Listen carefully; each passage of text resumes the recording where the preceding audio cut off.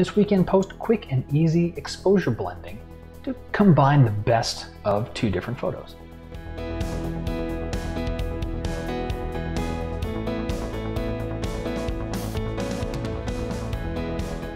Hi everybody, welcome to In Post. My name is Scott Davenport. And before I dive into today's show really quick, if you have questions, I want to hear from you. I want to make this this channel and these set of videos more useful, more beneficial, throwing in more variety, and what really fuels that is your questions, because at the end of all of this, my goal remains the same. I want you to become a better photographer, and by me explaining these things, I become a better photographer as well. Win-win for everyone. So with that, let's take a look at photos for this week. So I have a couple of photos of sunset in Laguna Beach, and there's different elements of each frame that I like, and I want to put them together. So here's the first one, and I've done my basic processing on it already in the basic panel. Nothing earth-shattering there. Standard stuff you've seen on plenty of my other videos. What I like about this scene is almost everything, really. I like the wave crash that's happening here, and I like the little fingers of waterfalls over here. The foreground's a little bit busy, and I didn't prefer these footprints as people walked back up and down the beaches. These were getting filled in, and next photo, the waves would wash it away. So I'm going to move over to my one other shot where I like the foreground. I like this nice sweep of water. I've got a hiker coming around the corner here. I actually don't prefer the clouds and everything. I like the clouds in the first shot. So what I want to do is I want to take both of these photos. I want to bring them into layering software. I'm going to use ON1 Layers, and very quickly be able to blend them together so I can get the best of both photos and create, a singular image. So let's do that. I go into the grid view, and I'm going to select those two component photos, those right there, and I'm going to send them over to ON1, and I want to make sure that I open them as layers in layers 10 so that each one is loaded on its own layer. Okay, we've got things loaded into Photo 10 now, and you can see I have a top layer there where I've done my merging and I've done my stylization. I'll show you the stylization here in a minute, but I've reset the blending parts of this so you can see exactly how I put these two things together. So on the top, I have a layer I've named Base, which is really almost everything that I like. It's the one with the wave crashing and the fingers of water rolling over these small rocks.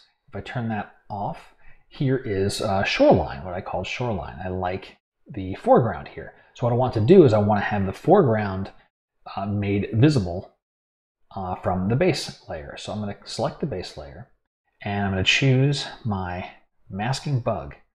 Gradient shape is fine. And just drop it on the image, and now I'm going to rotate it around. And from here, it's really just kind of positioning it. I don't need too strong of a fade because the motion in the water is going to be very forgiving. And where I'm watching right now is right in this area here to make sure that I have a good natural blend, so I don't have this sharp, ripple of wave and then it's suddenly disappearing. So somewhere around there where the shorter and smaller parts blend together nicely. So like that. I also want to make sure I cover up these footprints over here. So let's change that rotation a little bit. Somewhere around there. And now we'll check to see what about the waterfalls kind of coming over these rocks. That's looking pretty darn good. So with that, this is before the blend. So this is the bottom portion, the bottom layer, which has just the shoreline I want. And then this is after the blend. This looks pretty good. If you didn't see me do this, you probably wouldn't have known that I blended these two together. So I'm going to create these into a new layer, do new stamped layer. And that's what I've already done right here. And I named it stamped. I'll turn that on. And you can see some final stylization here. We pop into effects, and we'll go through the handful of settings I did to just warm up the image a little bit and give a little more dynamic contrast. So here in effects, I did just a handful of things. First is dynamic contrast. I wanted a little more punch in the sky because to me the star of this show is the sky and these nice fingers of water here. The rest of the ocean is kind of just supporting a supporting role here.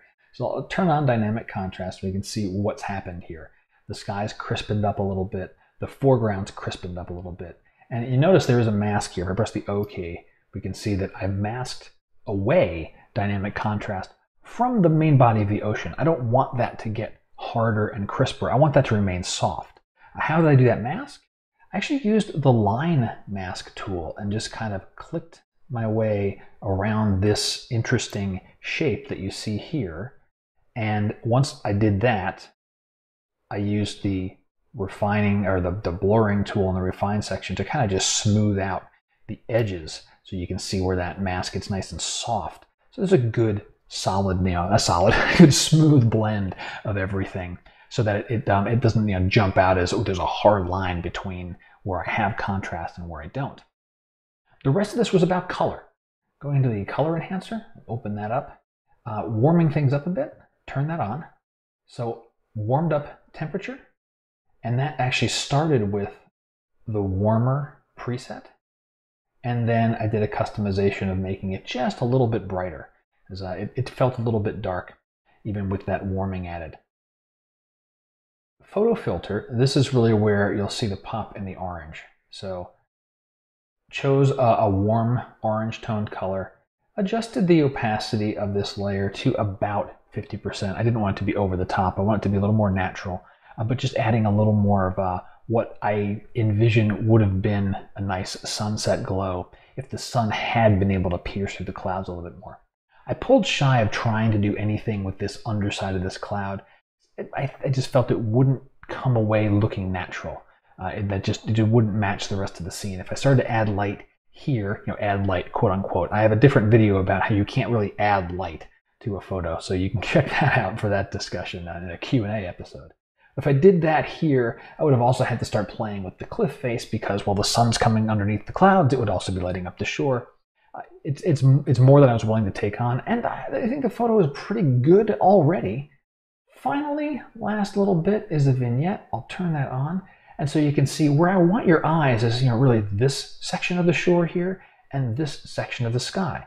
So if I reduce the feather of the vignette, you can see it's kind of like a very large spotlight, but it's highlighting that section of the scene. And put that feather all the way back up. And there we go. So backslash key before. So this is our blended layer from layers that took two photos from Lightroom, put them together, added a fair amount of style. And this is the end product. So the tip of the week is blending exposures. It doesn't necessarily mean HDR. In this case, I didn't do anything with dynamic range. Dynamic range here was fine, but it was selecting the different areas of the photo that I found to be the most pleasing and putting them together to create a single scene. In a sense, it's compositing, although I'm taking elements from the same exact scene just at a couple of minutes apart, as opposed to dropping a rock into the horizon, to make some new scene as well, which that might be fun to do too. Just not something that I particularly do a lot with. So think about that when you're out shooting. If you have a very a dynamic scene, not dynamic range, dynamic scene, motion or things moving around, take a bunch of frames, and when you look through them, think about which elements you like from each one, because you can put them together with a little bit of masking work. And that wraps up this week in post. Again, I hope you've enjoyed it. If you did, the social shares, love that. Really meaningful. It's simple, clicking of a like. You wouldn't believe what that does to brighten up my day. And of course, if you have questions, I'd love to hear from you. Please reach out. I'm an approachable guy. Usually turn you an answer around in a couple of days. And your question might be shown on one of these videos coming up in the future. So until next time, my name is Scott Davenport, and happy shooting.